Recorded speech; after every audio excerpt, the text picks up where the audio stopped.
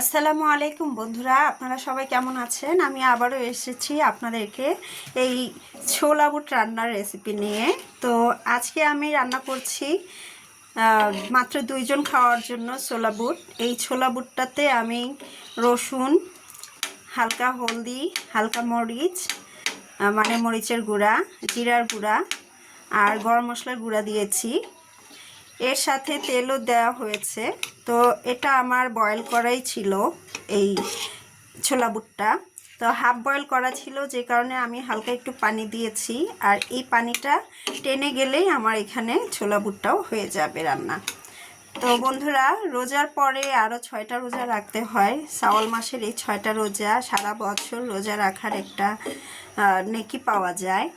তো আমি আজকে দ্বিতীয় রোজা রেখেছি। তো যে কারণে আমি রোজার ইফতারিটা তৈরি করছি। আসলে আমি একাই রেখেছি রোজাটা, আমার হাজব্যান্ড রাখেনি। আর আমার পরিবারে মাত্র 4 জন সদস্য, বলে রাখা ভালো। আমার দুটোই বেবি, আর দুটো বেবির বয়স হচ্ছে একটার 5 বছর হবে 2 মাস বাকি, আর একটার 3.5 বছর চলছে। তো বুঝতেই পারছেন আমাদের এই 4 জনের সংসারে কতটুকু আর লাগবে। এই হচ্ছে ছোলা বুট রান্না বসিয়ে দিয়েছি। আমি আরও কিছুক্ষণ পরে আপনাদেরকে দেখাবো এই ছোলা বুট রান্নাটা কেমন হয়েছে। তো বন্ধুরা, আমার ছোলা বুট রান্না প্রায় শেষের দিকে। আমি এতে হালকা কিছু টমেটো দিয়েছি। এটা আমার নিজের মানে ক্ষেতের টমেটো। এই টমেটোগুলো অনেক মিষ্টি, আর নিজের হাতে যত্ন করে কোনো কিছুর যদি রেজাল্ট ভালো পাওয়া যায় সেক্ষেত্রে কার না খুশি লাগে।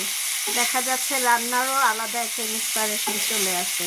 যদিও আমি এতটা বুঝি না, যারা ন্যাচারাল আনন্দটুকু পেতে চায় তারা অবশ্যই চেষ্টা করে নিজেদের তৃপ্তি থেকে কাজ করার, যে আমি এটা করলে ওটা করতে পারবো, তৃপ্তি বোধ আসবে।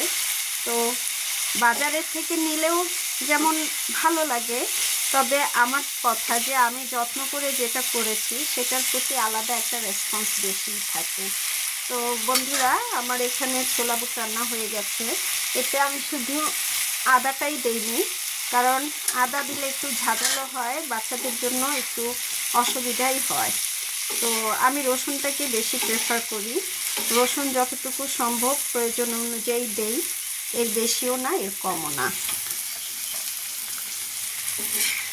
তো আজকে আমি ইফতারির আয়োজনের জন্য যা কিছু করছি সেটা হচ্ছে ছোলা বুট, আর আলাদাভাবে টমেটো তো আছেই, সেই সাথে হচ্ছে শরবত আর বাঙ্গি।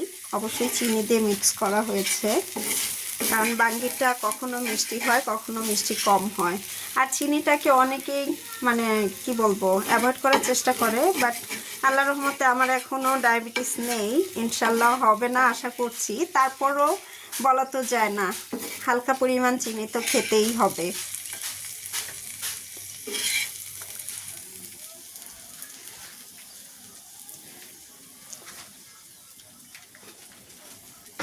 তো এই হচ্ছে আমার ছোলা বুট।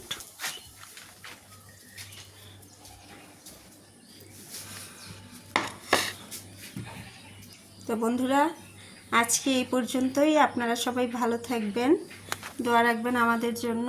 আসসালামু আলাইকুম।